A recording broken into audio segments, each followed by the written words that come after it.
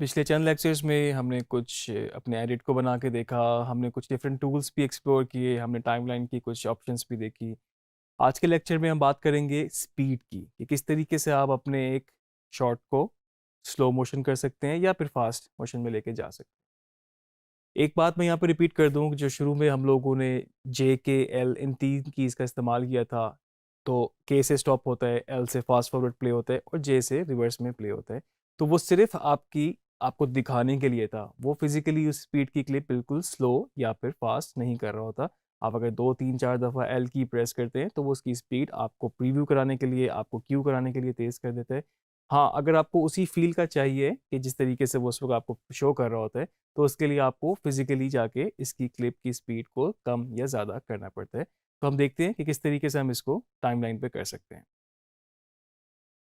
तो इस वक्त मैं एडोबी प्रीमियर प्रो की टाइमलाइन पर हूँ। मेरे पास एक एडिट बना हुआ पड़ा हुआ है यहाँ पर, इसमें कुछ एक ऑडियो भी लगी हुई है, म्यूज़िक लगी हुई है और हम इसकी स्पीड को चेंज करने लगे हैं अपने क्लिप्स की। इसको करने से पहले मैं आपको एक टिप देता चलूँ। आप देख सकते हैं कि टाइमलाइन पे आपके पास, अगर मैं इसको ज़ूम आउट करूँ, तो आप देख सकते हैं आपके पास आगे और भी कुछ चीज़ें पड़ी हैं और नॉर्मली ऐसा होता ही है। आप कुछ एडिट कर रहे होते हैं, कुछ सिलेक्शन कर रहे होते हैं, कुछ चीज़ों को आप रिप्लेस कर रहे होते हैं, तो आप उनको डिलीट नहीं करते, आप उनको एंड पे रख लेते हैं। या फिर असेंबल करके जो चीज़ें आप लाए होते हैं, फिर उनको रफ एडिट कर रहे होते हैं, वो भी आपके पास टाइमलाइन पे मौजूद होती है और वो करते-करते बहुत ज़्यादा ड्यूरेशन भी बढ़ती रहती है, आपकी टाइमलाइन भी ऑक्यूपाई होती रहती है। तो इसके लिए हम अपना सिंपल इन पॉइंट और आउट पॉइंट को यूज़ करते हुए अपने एक बेसिक मार्कर के तौर पे इस्तेमाल कर सकते हैं। जिस तरह कि अगर मैं यहाँ पर इन पॉइंट लगा लूँ सिंपल आई प्रेस करने से और यहाँ पर मैं आउट पॉइंट लगा लूँ, तो इस वक्त आप देख सकते हैं कि पूरी टाइमलाइन पे जहाँ पर मेरा इन और आउट पॉइंट लगा है, तो ये मेरे लिए एक मार्कर है, मेरे लिए एक निशानी है कि मैं वहाँ पर अपना एडिट फाइनल इस टाइमलाइन के इस एरिया पे कर रहा हूँ। और फर्दर मैं कहीं पर भी होऊंगा टाइमलाइन पे, अगर मैं यहाँ पर क्यों नहीं, मेरा कर्सर है CTI, यहाँ पर क्यों नहीं है, तो मैं शिफ्ट आई करूँगा तो मैं अपने एंड पॉइंट की तरफ जंप कर जाऊँगा, बेशक मेरा CTI टाइमलाइन पे कहीं पर भी हो। इन पॉइंट के लिए आई, आउट पॉइंट के लिए ओ। अगर आपने इनको क्लियर करना हो तो आप राइट क्लिक कर सकते हैं, clear in and out point. और अगर आप किसी तरह माउस से सिलेक्ट करें, क्वेश्चन मार्क की प्रेस करें जो आपके आपके शिफ्ट के साथ है, तो उससे उस एरिया पे इन आउट ऑटोमेटिकली लग जाता है। और ये बड़ा ज़रूरी भी होता है कि आप एंड में अपनी ड्यूरेशन फाइनल देख सकें। जिस तरह मैंने अभी इसको अपने एडिट को पकड़ के जब क्वेश्चन मार्क की प्रेस की, इन और आउट यहाँ पे लग गया, तो यहाँ पर मेरे पास एक ड्यूरेशन भी आ रही है, इन और आउट की ड्यूरेशन। तो ऑब्वियसली जो आप एडिट कर रहे हैं उसकी ड्यूरेशन भी आपको पता होना चाहिए। खैर, हम आगे चलते हैं अपनी स्पीड की तरफ। तो स्पीड को छेड़ने के लिए आपके पास 2 3 चीज़ें मैं आपको पहले बता दूँ।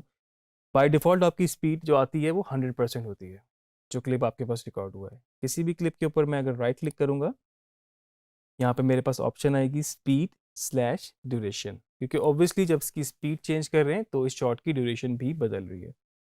आपके पास इस तरह की विंडो खुलेगी और उसमें बाय डिफ़ॉल्ट आपके पास स्पीड 100% है। अगर आप इसको कम की तरफ लेके जाएंगे 60 70, मे बी 50% 40%, तो आप इस क्लिप की स्पीड को स्लो कर रहे हैं। और वही आप ज़्यादा की तरफ लेके जाएंगे, मतलब 100 से ऊपर लेके जाएंगे, 120 50 170 200 प्लस 500, जितना भी आप इसको लेके जाते जाएंगे, तो उतनी उस क्लिप की स्पीड तेज़ होती जाएगी। इसके नीचे मेरे पास यहाँ पर ड्यूरेशन की भी ऑप्शन आ रही है। इस ड्यूरेशन का मतलब ये है कि मुझे इस वक्त बता रहा है कि 100% के बाद इसकी ड्यूरेशन 1 सेकेंड 16 फ्रेम है। जिस तरह से हमारा ये टाइम कोड का फॉर्मेट होता है, फ्रेम, सेकेंड, मिनट्स, आवर्स, तो ये 1 सेकेंड 16 फ्रेम इसकी ड्यूरेशन है 100 फ्रेम पे। तो अगर मुझे इसको लाइक एडजस्ट ही करना होता है पूरे 1 सेकेंड के अंदर, तो मैं यहाँ से इसको 0 1 कर दूंगा। और 0 1 मैंने 0 0 नहीं किया, मैंने 0 1 किया, क्योंकि जो मेरा 1 सेकेंड है उसके बाद जब वो आउट पॉइंट लेगा तो वो ब्लैक पे ना जाए, तो 1 फ्रेम पीछे आपको अपना आउट पॉइंट रखना होता है। तो एग्जैक्टली यहाँ पर 1 सेकेंड मेरा इस तरह से बना है। अब मैं इसको अगर ओके करूँगा तो आप देख सकते हैं टाइमलाइन से इस वक्त ये थोड़ा छोटा हो चुका है। और अगर मैं इसकी स्पीड में दोबारा जाऊं स्पीड ड्यूरेशन में, तो आप देख सकते हैं इसने ऑटोमेटिकली इस ड्यूरेशन को सेट करते हुए इसकी स्पीड 157.69 परसेंटेज पे ले गया है। इसको मैं अभी कैंसिल करके आपको टाइमलाइन पे भी दिखाता हूँ। इसको अगर मैं जूम करूँ तो इस क्लिप के नाम के आगे आपके पास यहाँ पर भी ये लिखा आ रहा होता है इसकी स्पीड, ब्रैकेट के अंदर 157.69 इसकी स्पीड हो चुकी है। अच्छा, मैं इस तरह कर सकता हूँ कि पहले हम इसको ज़रा अंडू करते हैं और हम इसको नॉर्मल स्पीड में देखते हैं। इस क्लिप को नॉर्मल स्पीड में देखते हैं। और ऑलरेडी इसकी स्पीड 148 है। सबसे पहले तो हम इसको नॉर्मल कर लेते हैं और मैं स्पीड में गया। इसकी शॉर्ट की है कंट्रोल आर और इसकी स्पीड को मैं 100% करके ओके कर देता हूँ। तो इस वक्त मेरे पास ये क्लिप इस तरह से है। मैं फर्दर आपको दिखाने के लिए इसको आउट पॉइंट इसका मैक्सिमम खोल लेता हूँ ताकि आपको बेहतरीन तरीके से नज़र आ सके इसका डिफरेंस भी। तो ये मेरे पास क्लिप है जिसको हमने प्ले किया। तो आप देख सकते हैं कि 100% पे इस तरह से ये क्लिप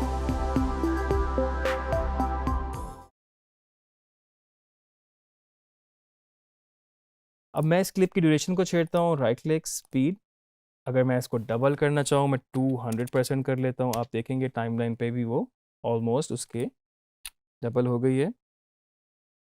म्यूज़िक की फाइल को फ़िलहाल डिसेबल करते हैं। आप देख सकते हैं इसकी स्पीड तेज़ हो चुकी है और जल्दी वो निकला है यहाँ से। यहाँ पर मेरे पास टाइमलाइन पे भी 200% आ रहा है। मैं इसको ज़रा और ज़्यादा तेज़ करता हूँ ताकि आप इसको बेहतर तरीके से समझ सकें। मैं इसको डायरेक्टली करता हूँ 600।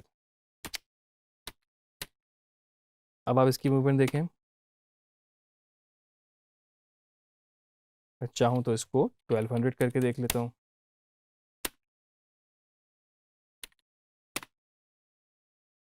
तो आपने देखा कि किस तरह स्पीड की परसेंटेज वहाँ से बढ़ाने से इसकी स्पीड तेज़ होती गई। अब मैं आपको इसी को अगर स्लो करके दिखाऊं, मैं इस पे कंट्रोल आर या राइट क्लिक से भी जा सकता हूँ। 100 बाय डिफ़ॉल्ट होती है। अब मैंने इसको स्लो करना है। ऑब्वियसली मैं इसको स्लो करूँगा तो मुझे 100 से नीचे आना होगा। मैं इसको 40% करता हूँ और ओके करता हूँ। अब आप देख सकते हैं कि इस वक्त 40% पे चल रहा है। मैं आपको फुल स्क्रीन करके दिखाता हूँ।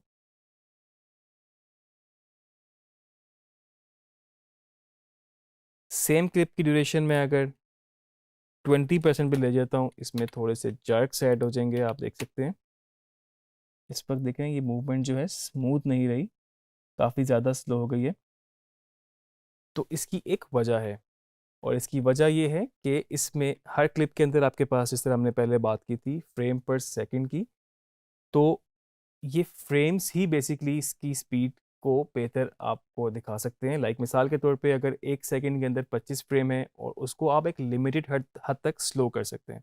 अगर आप उसको बहुत ज़्यादा स्लो करेंगे तो लिमिटेड फ्रेम है, 25 फ्रेम है, तो वो आपको बीच में जर्क देना शुरू कर देगा या फिर आपस में वो इस तरीके से ब्लेंड हो रहे होंगे कि आपको उसमें से मिक्स होते नज़र आ रहे होंगे, तो आपको स्मूथ नज़र नहीं आ रहा होगा। जो आपको अल्ट्रा स्लोमो किस्म की चीज़ें नज़र आती हैं बेसिकली उसमें फ्रेम रेट बहुत ज़्यादा होता है। मतलब अगर आप कह लें 120 फ्रेम भी किसी के अंदर है या 100 फ्रेम भी पर सेकंड है, तो उसमें आपके पास ज़्यादा मार्जिन है कि आप उसको थोड़ा स्लो ज़्यादा कर सकें। और बिल्कुल ही अल्ट्रा वाली की अगर मैं बात करूँ तो उसमें 600 frame, 800 frame, may be 1000 frame तक कैमरास के अंदर ये ऑप्शन मौजूद होती है। वो आपको बहुत ज़्यादा ही स्लोमो नज़र आएगा। तो आप अपनी स्पीड को इस तरह से कम या ज़्यादा करेंगे कि आपको फ्रेम रेट को जहन में रखना है, आपने साथ साथ इसको प्रीव्यू भी करना है। आप देख रहे हैं 20% पे इस पर जर्क आने शुरू हो गए, तो हम क्या करेंगे, इसको हम एक डिसेंट हद तक स्लो कर लेंगे। अभी मैंने 50% की है, तो ये आपका स्लो इस तरह से हो गया है। हमने सेम क्लिप को फास्ट भी करके देख लिया, हमने स्लो भी करके देख लिया। तो एक तो ये तो था हमारे पास एक तरीका। दूसरा हमारे पास यहाँ पर रेट स्ट्रेच का टूल भी मौजूद है। ये आप देख सकते हैं शॉर्ट की इसकी आर ब्रैकेट में लिखी हुई आ रही है। ये बेसिकली क्या करता है, आप इस टूल के ज़रिए भी इसको स्पीड को कम या ज़्यादा कर सकते हैं। अगर आपको स्पीड स्लो करनी है तो आपको इसको यहाँ पर ले जाके आगे एक्सपेंड करना होगा। तो आप देख सकते हैं कि ये इस वक्त आपका 20% हो गया है। और अगर आपको सेम क्लिप को तेज़ करना है तो आपको इसको यहाँ से पकड़ के जितना छोटा करना होगा उतना ही वो तेज़ होता जाएगा। इस वक्त इसकी स्पीड है 230 मैं इसको और करना चाहता हूँ, मैंने इसको किया। अब आप देख सकते हैं इसकी स्पीड ब्रैकेट में यहाँ पर 627 आ रही है। प्ले करके देखता हूँ, आप देख रहे हैं कि वो एकदम से वो क्लिप आपका, और इसको मैं आगे लेके जाऊँगा तो ये स्लो होता जा रहा है 47% पे। तो रेट स्ट्रेच टूल आपके पास बहुत ज़्यादा उस पर काम आता है जब आपके पास एक प्रॉपर एडिट बना हुआ हो टाइमलाइन पे आपके पास ठीक ठाक, और आपके पास मार्जिन नहीं है ज़्यादा कि आप उसको कर सकें स्पीड ड्यूरेशन से, क्योंकि यहाँ पर आपको थोड़ा सा कैलकुलेटेड चलना पड़ता है। तो आपको क्या करना होगा कि आपने अगर इस फ्रेम के अंदर एडजस्ट करना है, अब आपको नहीं पता कितनी ड्यूरेशन में आपको करना है, तो आप यहाँ रेट स्ट्रेच टूल को लेके इसके अंदर इसको ऐसे एडजस्ट कर सकते हैं। तो इसमें आपने बेसिकली परसेंटेज तो नहीं बताई, उसने खुद ही उसको उसके अंदर रहते हुए एडजस्ट कर दिया। तो अगर मैं यहाँ पर दोबारा से स्पीड की अपनी विंडो में जाऊँ, कंट्रोल आर इसकी शॉर्ट की, या राइट क्लिक से भी आप जा सकते हैं। तो मैंने यहाँ पर कुछ ऑप्शंस देखी थी, रिवर्स और ये रिपल की भी। अगर रिवर्स की हम बात करें इस वक्त, तो ऑब्वियसली ये रिवर्स का मतलब बिल्कुल यही है कि आपका जो क्लिप है वो रिवर्स स्पीड में चलना शुरू हो जाएगा। यहाँ से आपने जितना भी इसको तेज़ किया हुआ, अगर हम इसको और भी बढ़ा लें, यहाँ पर 300 कर लें, तो वो फास्ट भी हो रहा है, इसकी स्पीड भी हो रही है, और यहाँ से रिवर्स को चेक करने से वो टोटली रिवर्स में भी काम कर रहा है। मैं इसको ओके करता हूँ, आप देख सकते हैं ये इस वक्त स्पीड भी बढ़ी। मैं इसको एक्सपेंड कर रहा हूँ जस्ट अपने सिलेक्शन टूल से ही। क्लिप का अगर आउट पॉइंट आगे मौजूद था तो वो उसको खोल देगा, और अभी हमने इसको रिवर्स किया है, इसको हम प्ले करके देखते हैं। तो आप देख सकते हैं जिस शॉट में आपके पास वो जो सूरज था वो इस वक्त वापस नीचे की तरफ जा रहा है।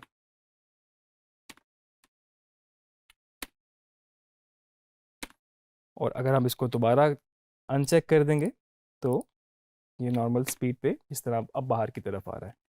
बड़ा कुछ प्ले अराउंड कर सकते हैं, बास शॉट्स को आप कुछ ट्रीटमेंट वाइज रिवर्स फिर नॉर्मल स्पीड जिस तरह से भी आप करना चाहें कर सकते हैं। तो काफ़ी ज़्यादा आपके पास प्ले अराउंड करने का मार्जिन होता है स्पीड में। इसके अलावा आपके पास नीचे कुछ ऑप्शंस और भी आ रही थी, जिसमें आपके पास है ripple edit, shifting, trailing clips. तो इससे क्या मतलब है कि अगर मेरे पास मिसाल के तौर पे अपना ये एडिट बना हुआ है इस तरह से, और मैंने सबकी स्पीड ही में भी मैं कहता हूँ कि 300 करनी है, मैं सबकी स्पीड बढ़ा रहा हूँ, तो जब मैं इसकी स्पीड 300 कर दूंगा, ओके करूंगा, तो आप देख रहे हैं कि स्पीड बढ़ाने से क्लिप छोटे हो गए, क्योंकि ऑब्वियसली वो ड्यूरेशन तो मतलब कम होनी थी उसकी यहाँ पर, और सबके बीच में गैप आ गया। तो आपका एडिट सारा बना हुआ, अब आपको दोबारा से क्लिप्स को एडजस्ट करना पड़ सकता है, या फिर आप रिपल राइट क्लिक करके रिपल डिलीट, या खाली इस स्पेस पे क्लिक करके डिलीट कर सकते हैं। तो आपके पास लेकिन कुछ स्टेप्स फजूल में ऐड हो गए। तो अगर मैंने इसको यहाँ से इस तरह ही करना था, इस ऑप्शन को मैं अगर ऑन कर लूँगा और स्पीड में जाके अब मैं चेंज करूँगा, तो वो जितना भी बीच में गैप होगा वो उस सब को, जितनी आपकी सिलेक्शन है उसको अपने पास ट्रिपल एडिट कर देगा, पीछे की तरफ उसको मूव कर देगा। इसको एंटर करते हैं तो आप देख सकते हैं कि आपका इस वक्त गैप्स जो हैं वो नहीं रहे, और सब चीज़ें एक साथ एडिट आपका जुड़ गया। इसको हम अंडू करते हैं। स्पीड के साथ ही बड़ी इंटरेस्टिंग चीज़ जो है टाइम रैंप है, और इसको रीमैपिंग भी बोलते हैं, टाइम रैंप भी बोलते हैं, स्पीड रैंप भी बोलते हैं इसको। तो बेसिकली इसमें क्या होता है कि आप स्पीड के साथ चेंज कर सकते हैं उसकी वेरिएशन को, उसकी वेलोसिटी को। जिस तरह के आपके पास अगर एक स्लो मो शॉट चल रहा है, आप उसको एकदम से तेज़ कर सकते हैं, आप उसको दोबारा स्लो कर सकते हैं। और आपने अक्सर देखा होगा बहुत ज़्यादा आजकल तो ये ट्रीटमेंट बन गया है कि आपकी स्पीड को बार बार चेंज किया जाता है, और जिसकी वजह से आपको वो इंटरेस्टिंग भी लगता है, और बाज़ दफ़ा आपके पास इंफॉर्मेशन भी बहुत ज़्यादा आती है। किस तरह से हम इसको करते हैं मैं आपको दिखाता हूँ। अगर मैं अपनी टाइमलाइन पे अपने क्लिप को वर्टिकल थोड़ा जूम कर लूँगा, तो आप देख सकते हैं कि इस वक्त एक स्टेप जूम करने से मुझे यहाँ पर अपनी की फ्रेम की लाइन नज़र आ रही है, और जूम करके आपको और ज़्यादा विजिबल हो सकती है। और अगर ये जूम नहीं हुआ हुआ तो आपको इस वक्त नहीं नज़र आ रही। कई दफ़ा ऐसा भी होता है कि आपके पास जूम हुआ होता है, लेकिन आपके पास यहाँ से सेटिंग्स में से ये शो वीडियो की फ्रेम्स की ऑप्शंस अनचेक हुई हुई होती है। देखें अभी मुझे नज़र नहीं आ रही। अभी आप इसको जितना भी जूम करते जाएंगे आपको वो लाइन नज़र नहीं आएगी, क्योंकि आपके पास यहाँ पर सेटिंग्स में से बंद है। तो मैं सेटिंग्स में जाऊँगा, शो वीडियो की फ्रेम्स करूँगा। थोड़ा सा ये कॉम्प्लिकेटेड है, लेकिन ये बड़ा इंटरेस्टिंग पार्ट है। अभी आप देख सकते हैं ये जो आपको लाइन नज़र आ रही है, बेसिकली ये इसको मैं अगर छेड़ूंगा तो ये इसकी ओपेसिटी को चेंज कर रहा है। 3 ऑप्शन मेरे पास यहाँ मौजूद होती हैं। आपके पास छोटा सा ये एफेक्ट्स लिखा हुआ है। अगर आपको इसको नहीं, आपकी स्क्रीन में और बहुत ज़्यादा छोटा है, आप इसको और वर्टिकल कंट्रोल प्लस के साथ जूम इन कर लें, आपको बेहतर नज़र आएगा। आपको इस वक्त ऑडियो पे काम नहीं करना, आप थोड़ा सा इसको नीचे कर लें और इस एफेक्ट्स के ऊपर मैं अगर राइट क्लिक करूँगा तो मेरे पास यहाँ पर मोशन, ओपेसिटी और टाइम रीमैपिंग की ऑप्शन आ रही है। बाय डिफ़ॉल्ट ओपेसिटी सिलेक्ट हुई होती है और हम चाहें तो मोशन में फर्दर इसकी पोजीशन, स्केल वगैरह पे काम कर सकते हैं। अभी हमने स्पीड को देखना है, टाइम रीमैपिंग को देखना है। अगर मैं इसको यहाँ से सिलेक्ट कर लूँगा तो मेरे पास ये की फ्रेम यहाँ पे नज़र आ रहा है टाइमलाइन के ऊपर। तो आप देख सकते हैं कि अब ये आपको की फ्रेम्स जो हैं आप यहाँ पर ऐड कर सकते हैं और अपनी स्पीड के साथ प्ले अराउंड कर सकते हैं। अब इसका तरीका क्या होता है, आपका बड़ा इंपॉर्टेंट पेन टूल, उसके साथ आपको यहाँ पर की फ्रेम्स ऐड करने होंगे। आप देख रहे हैं कि ये एक अगर आपके पास क्लिप चल रहा है, आपको जिस पॉइंट पे जाके उसकी स्पीड चेंज करनी है वहाँ पर आप एक अपना की फ्रेम ऐड कर लेंगे और जहाँ तक आपको स्पीड करनी है आप वहाँ पर भी अपना की फ्रेम ऐड कर लेंगे। तो आप देख रहे हैं कि मैंने यहाँ पर 2 जगह पे की फ्रेम ऐड कर लिया। मैं वापस अपने सिलेक्शन टूल में जाऊँगा। अगर तो मुझे इसकी स्पीड तेज़ करनी है इन 2 की फ्रेम्स के बीच में, तो मुझे इसको इस लाइन को ऊपर लेके जाना होगा। आप देख रहे हैं मेरे पास छोटा सा परसेंटेज भी लिखा आ रहा है राइट पे। जैसे जैसे मैं इसको ऊपर लेके जाए जा रहा हूँ वो बढ़ता जा रहा है, 250, 260, 300 और मैं एक पॉइंट पे जाके इसको चलें 350 के अराउंड मैं इसको यहाँ पर 350 पे इसको रिलीज़ करता हूँ। तो क्लिप की ड्यूरेशन भी कम हो गई है और यहाँ से आपका स्पीड जो है बढ़ चुकी है। हम इसको प्ले करके देखते हैं क्या फिजिकली उस पर फ़र्क पड़ा। अगर आपने नोट किया हो इस इतने एरिया में नॉर्मल स्पीड है 100% और उसके बाद यहाँ से यहाँ तक स्पीड तेज़ हुई है और फिर से वो नॉर्मल हो गई है। इसको बेहतर दिखाने के लिए मैं इसकी स्पीड बहुत ज़्यादा तेज़ कर देता हूँ ताकि आपको एक मेजर डिफरेंस अपनी स्क्रीन पे नज़र आए। मैं इसको कर रहा हूँ 750 और ये मैं माउस से इसको ड्रैग कर रहा हूँ ऊपर की तरफ और वो स्पीड तेज़ होती जा रही है। अब हम इसको प्ले करते हैं तो आप देख सकते हैं कि शुरू में आपके पास स्पीड और अब आप इसको अगर थोड़ा सा और जूम करें यहाँ पर आपके पास ये ऑप्शन मौजूद है क्योंकि अभी भी बिल्कुल एकदम से स्पीड आपकी तेज़ हो रही है। आपके पास ये ऑप्शन तो आप कट करके भी कर सकते थे। आपने सेम क्लिप को कट किया फिर स्पीड बढ़ाई और फिर कट किया दोबारा स्पीड नॉर्मल कर दी। इस तरह से आप उस पर भी कर सकते थे। अभी क्या हो रहा है एक छोटा सा जर्क आता है कि ठक करके स्पीड आपकी फ़ौरन तेज़ होती है और फिर फ़ौरन ही वापस नॉर्मल पे हो जाती है। टाइम रीमैपिंग के थ्रू या फिर इस पेन टूल से की फ्रेम ऐड करने के लिए आपको फ़ायदा ये है कि आप यहाँ पर थोड़ा सा इसको अगर इस पॉइंट को एक्सपेंड करें तो आपके पास बेसिकली इस वक्त ये मार्जिन है कि आप इसको यहाँ से यहाँ तक बिल्कुल इस वक्त जर्क एकदम से कट की तरह बिल्कुल स्पीड नहीं चेंज होगी बल्कि एक स्मूथ सी एक ट्रांजिशन बनेगी जिसकी बात आपकी स्पीड इस एरिया इस नॉर्मल स्पीड से इस स्पीड पे शिफ्ट होने के लिए इतना आपके पास ये मार्जिन है और उसके बाद वापस आने के लिए आप स्मूथली नॉर्मल स्पीड पर आ जाएंगे। एक इसको थोड़ा सा और इंटरेस्टिंग ये कर लेते हैं कि जो आगे स्पीड है उसको मैं नॉर्मल से भी स्लो कर लेता हूँ क्योंकि देखिए मेरे पास की फ्रेम ऑलरेडी ऐड है उधर और यहाँ से इस लाइन को मैं नीचे कर रहा हूँ और इसको मैं ले गया हूँ 40, इसको मैं 50% कर लेता हूँ। अब हम इसको प्ले करते हैं। आप देखिएगा यहाँ पर आपको थोड़ा सा ज़रा स्मूथ ट्रांजिशन नज़र आएगी। पहले बिल्कुल जर्क के साथ हुआ था। फुल स्क्रीन करते हैं हम इसको प्रीव्यू।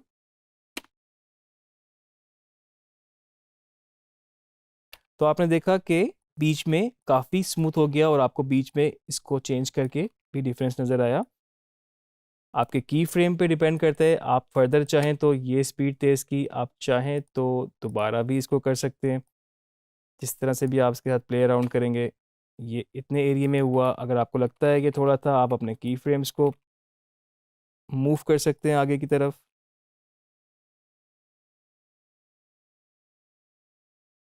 तो आप सिर्फ एक जगह पे नहीं बल्कि मल्टीपल जगह पे जितना आपके पास क्लिप है आप अपनी स्पीड को कम या ज़्यादा कर सकते हैं अपनी टाइम रीमैपिंग से। ये बड़ा इंटरेस्टिंग है, ये आपके क्लिप में बड़ी जान डाल सकते हैं और आप इसको बड़ा पर्पसली यूज़ कर सकते हैं जहाँ पर आपको ज़रूरत है उस मेन एक्शन को स्लो करने की और उससे पहले वाला एरिया फास्ट करने की। एक तो ये थोड़ा सा ज़रा ग्लैमराइज भी लगता है शॉट आपका और मज़ीद डिटेल आपको नज़र आ जाती है। एक दफ़ा फाइनली इसको फुल स्क्रीन करके देखते हैं। और ये भी आपके पास एक छोटी सी यहाँ पर भी स्पीड ये तेज़ हुई। तो ये हमने अभी स्पीड और टाइम रीमैपिंग या टाइम रैंप को देखा। इसकी आपको अंदाज़ा हो गया होगा किस तरीके से हम स्पीड से प्ले अराउंड कर सकते हैं। बहुत ज़्यादा आप फ़नी कॉमिकल ट्रीटमेंट में ले जाके अपने क्लिप्स को लूप करके कहीं पर रिवर्स में चला के बहुत सारी चीज़ें आपने देखी होंगी किस तरीके से साउंड इफ़ेक्ट्स ऐड करके। तो ये बड़ा फ़न पार्ट है एडिटिंग का, इसको आप ट्राई करें, मैक्सिमम ऑप्शंस एक्सप्लोर करें। टाइम रीमैपिंग बड़ी इंपॉर्टेंट और थोड़ा ट्रिकी भी है, इसको भी आप देखें। फर्दर आगे लेक्चर्स में और चीज़ें भी देखते जाएंगे। अपनी प्रैक्टिस को कंटिन्यू रखें।